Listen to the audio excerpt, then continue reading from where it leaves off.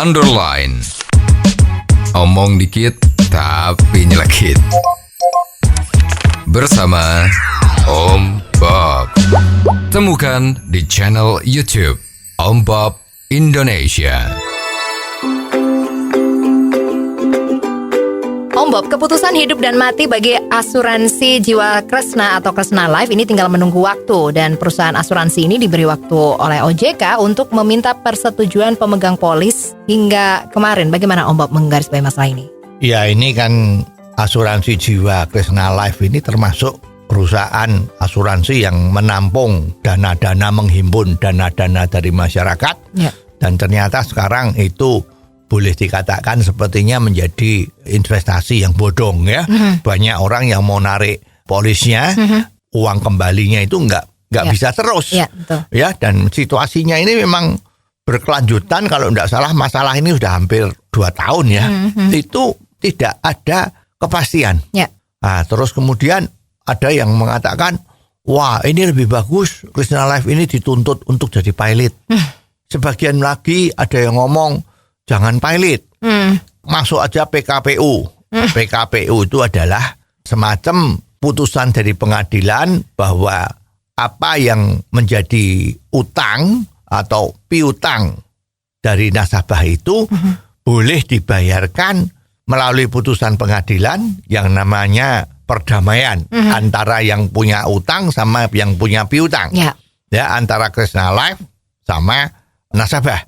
Ya, itu dicapaikan oleh pengadilan ya untuk berdamai. Ya. Lah berdamainya gimana lah, monggo ya. Nah, itu kalau nggak salah waktu itu hanya kembali berapa persen, harus dicicil dan sebagainya ya. Cicilnya itu semua banyak nasabah yang tidak puas ya. Ini kok sepertinya bukan win-win ya. Kita nggak ngerti ini. Pada bingung ini uangnya mereka tuh lari kemana ya. Pada saat itu kan OJK itu kan juga mengatakan kalau perusahaan ini sepertinya baik-baik saja. Betul. Nah, sekarang timbul baru bahwa penyelesaian perusahaan Kresna Life ini akan diselesaikan dengan salah satu caranya itu adalah para nasabah yang punya piutang di sana atau katakanlah tagihan yang macet karena pencairan polis itu untuk dijadikan, artinya itu untuk diganti, di-switch ya. Di-switch bahwa utang menjadi equity. Jadi dianggap yang punya piutang tadi itu piutangnya dimasukkan di dalam perusahaan, dianggap sebagai penyertaan. Jadi menjadi pemegang saham.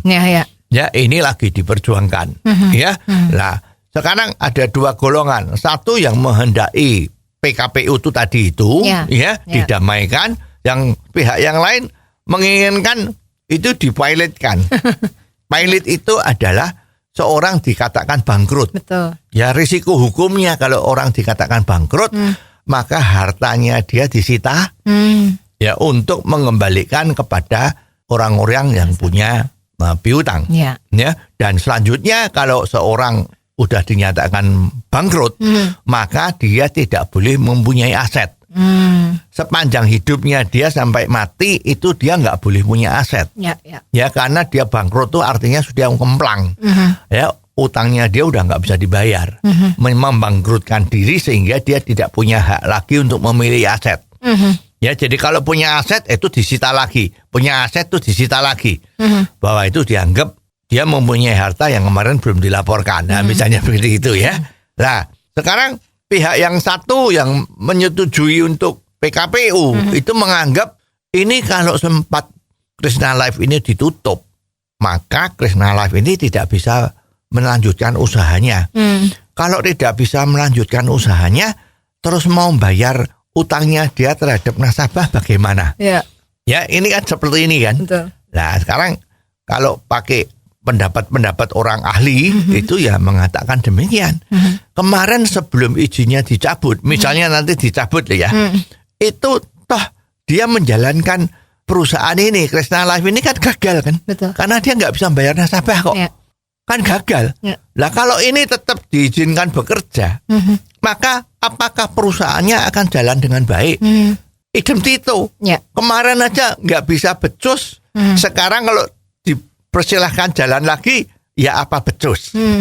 Ya, lah kapan uangnya kita kembali? Ya. Dan ingat, kalau you utang itu sudah dirubah menjadi penyertaan saham, maka risiko dari sebuah perusahaan itu kan bisa untung, bisa rugi. Betul. Nah, kalau rugi, duitnya orang yang jadi ikut saham itu juga repot. Bahkan bila perlu rugi, dia harus tambah lagi untuk menutup kerugiannya itu. Ya, ya.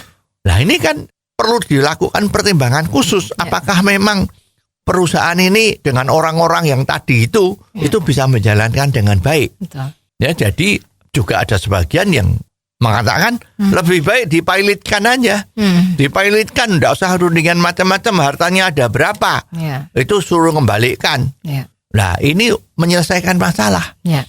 Ya, jadi sekarang tinggal pilihan dari para nasabah.